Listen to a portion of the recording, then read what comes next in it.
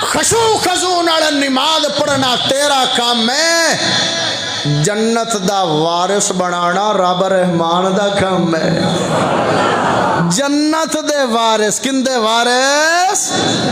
جنت دا وارث ہوئے گا جن دی نماز خشوع خضوع ہوئے گا۔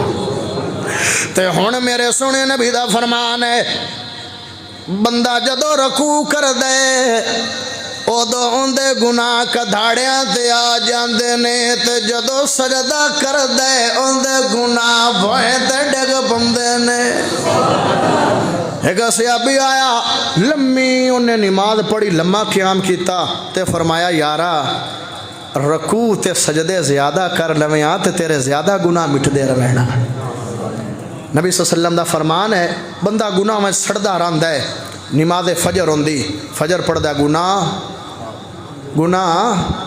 معاف، تے اس تو بعد مڑ بندہ کاروبار کردا ہے معاملات وچ، کوئی گناہ انسان تو ہو جاندا، نسیان ہے نا، زور دی اذان ہوندی نماز پڑھی گناہ، خسر دی اذان ہوئی نماز پڑھی گناہ، مغرب دی اذان ہوئی نماز پڑھی گناہ، عشاء دی اذان ہوئی گناہ۔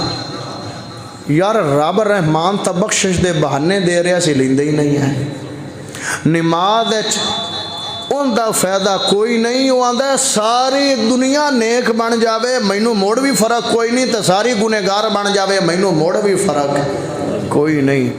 نماز پڑھی ہے ایویں ہی ہے جو میں رب رحمان نے تیرے زندگی دے سارے گناہاں نوں معاف فرما دیتا ہے۔